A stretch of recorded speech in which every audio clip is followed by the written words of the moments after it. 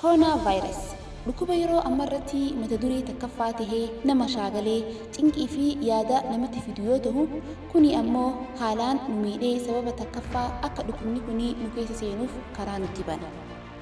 Maaliif yoo jettee yaadaa fi cinqiin immuunity systemii keenya dhiibbaa itti fidee humna isaa laaffisa. Immuunity systemiin kan qaama keenyaaf gaachana tahee dhukkuba nurraa eegu yoo ta'u, inni laaffachuun isaa dhukkubni nu keessa seenee nu miidhuuf sababa. Kabira ammoo akka beektoonni hedduun isaanii himan jiruu kee keessatti wanti ati yaaddu jiruu kee ni dhipheessiti jaala. Kuni ammoo maal jechuudha? Waan gaarii poozitiivii tahee yoo ka yaaddu taate waanuma poozitiivii argatta, yookaan waan hamaa yookaan negatiivii tahee yoo ka yaaddu taate waanuma negatiivii argatta. Saniif jecha sammuu teenya cinquu yookaan hedduu yaaduu osoo hin taane haala birootiin laallee dhukkuba kanarraa akkamitti itti fayyadamuu dandeenya itti haa yaadnu. Akkuma beeknu sababa dhukkuba kanaatiif dalagaan irra hedduun dhaabbatee jira. Haga ammaatti kan dhaabbanne immoo dhaabbachuun isaa fuulduratti hin oolamu. Kuni ammoo waan nama gammachiisaati. Maaliif yoo jettee yeroo hedduu arganne jechuudha. Yeroo kanarratti fayyadamnee hojiilee hin xumuramne yookaan booda hojjanna jennee keenyee xumuruu ni dandeenya, yookaan immoo wantoota itti xiyyeeffachuun nu barbaachisu garuu sababa hojiitii fi sababa sooshaalaayitiif jecha itti xiyyeeffachuu dadhabnee amma yeroo isaa ta'a. Saniif jecha akka yeroo teenyaa itti fayyadamnuuf wantoota yeroo kana keessatti hojjechuu dandeenyu haa laallu. Takkaffaan hafuura baafachuu. Ta'uun maltaa nama ganamaan hirriibaa ka'ee guyyaa hojiirra oolee galgala yeroo deebi'us asaayimentii adda addaa hojjetu. Kanaaf jecha yeroon kun yeroo qaama keetii fi sammuu keetiifuu boqonnaa itti kennituuf ta'uu danda'a. Balaan hawaasa takkarratti bu'u hawaasa biraatiif faayidaa tahee argamuu mala jedhama. Saniif jecha faayidaa koronaan takkaffaanillee yeroo akkanaa kana nuuf kennu. Lammaffaan qulqullina.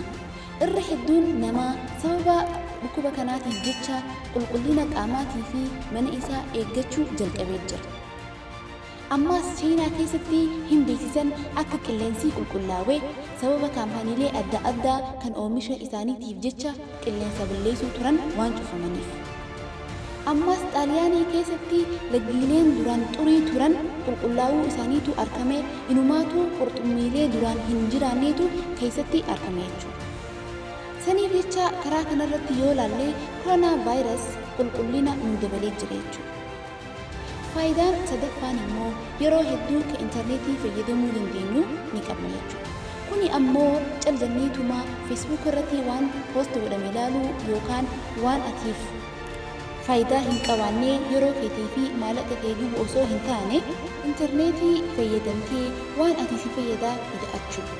Fakkeenyaaf sooftiweerii adda addaa kan jiruu kee keessatti si fayyaduu malu barachuu yookaan footoo fi viidiyoo edit akkaataa itti godhan barachuu, leekchariilee garaagaraa kan barsiisaa tahee si fayyadu ilaaltee beekumsa irraa argachuu, afaan haarayaa barachuu, akkaataa itti qalama diban barachuu, akkaataa itti waa hodhan barachuu, akkaataa nyaata adda addaa kan biyya keessaatii fi biyya alaa itti bilcheessan barachuu. Afraffaan immoo yeroo kanarratti fayyadamnee waan hojjechuu dandeenyu waa dubbisuu yookaan waa barreessuu. Kitaaba dubbisuun faayidaa inni qabu hundi keenya ni beekna. Namni waa dubbisuu fi kan hin dubbisne garaagarummaa guddaatu jidduu jira. Namni waa dubbisuu ilaalcha adda addaa jireenya isaa keessatti ida'ata, yaadaa fi muuxannoo beektoota argata, waa hedduullee ni barata. Akkasumattis barreessuunis haalaan gaariidha. Maaliif yoo jettee waan si'eessee jiraa ofirraa baasta, kuni ammoo istireesii ni dhabamsiisa. Ammas waan ati beektu takka yoo barreessitee namni biraa itti fayyadamuu ni danda'a. Shanaffaan immoo yeroo kanarratti fayyadamnee soomana of qopheessu. Kuni ammoo barbaaduudha sababaa nuti soomannuuf qaama keenyaaf faayidaa inni qabu akkamitti soomana keessatti yeroo keenya itti fayyadamuu dandeenya. Janneetii sammuu teenya soomanaaf qopheessu.